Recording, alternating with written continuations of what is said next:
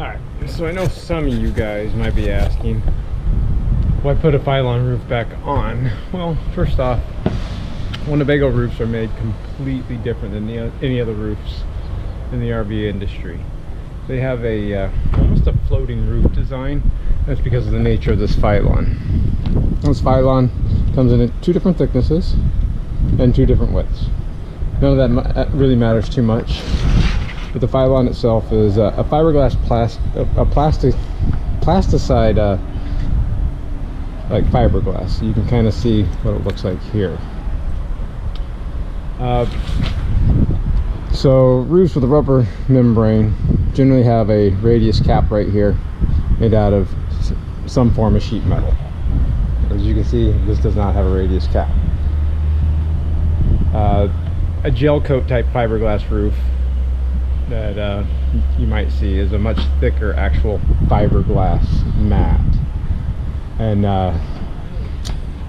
it's put on in one piece and it gets wrapped over.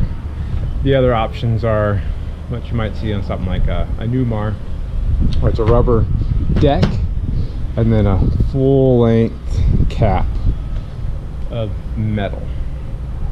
So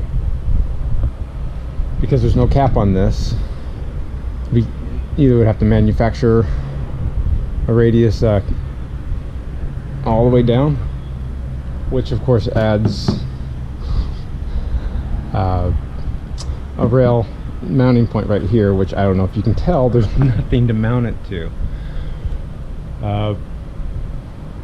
That would be true with a rubber roof too.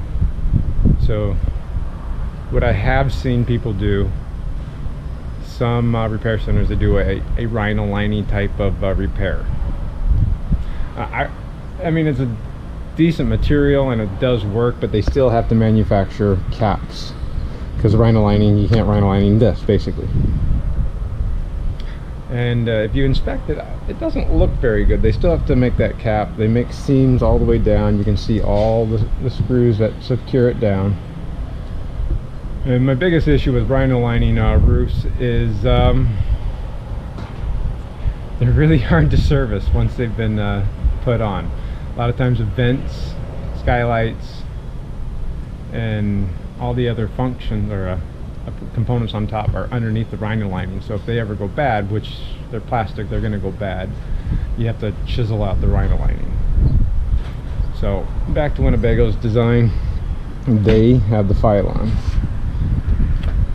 Alright, it gets glued up onto this deck, and this edge actually just tucks into this rail right here. It's hard to see. So when I say it's floating, this is it. It just gets pushed in there and a bead of sealant goes right in here. So it allows this to actually float a little bit and flex. What generally fails is either this got cut a little too short and it starts popping out when you're driving, and a little bit of wind gets over there, it just comes off. That is not unheard of, and it's very, very common. Winnebago has a repair kit that is a piece of pylon about, I believe, about 18 to 20 inches wide. Put a J-rail on the top, and then you just overlap it. So you basically created a radius cap. It's a band-aid. It's not a great repair. I've done many of them, but it beats replacing the entire roof. When we were tearing this one apart, I did notice, so Winnebago they have their interlocking roof and sidewalls. It's kind of hard to see on the extruded metal. This is part of the roof, this is part of the sidewall. It actually, the sidewall goes in and fits into a channel and it locks together. So you could not pull this apart if you wanted to without pulling the sidewall down first. Now these screws help lock it all together. What we'll do is show you the end cap of that rail so you can kind of understand how it interlocks. So you can kind of see where it interlocks down here. It fits together. Okay, one thing I did forget to mention, is that this pylon material actually has 2 sides. You have the finished side that's exposed, and then you have the underside that you're not supposed to see. So I have seen people install this backwards. The underside is not UV stable and it will turn yellow pretty fast. It also doesn't look good. It doesn't have the texture on it. It's really kind of hard to see, but you can kind of make out the fiberglass strands itself. This has a texture on the top of it, and it's the final coat already, so it's already got the UV protector on it. So don't ever want to make that mistake. Oh, also, Winnebago touts that they have a 10-year warranty on their roofs, and they do, but it's not on the roof itself, it's not on the structure, it's not on anything other than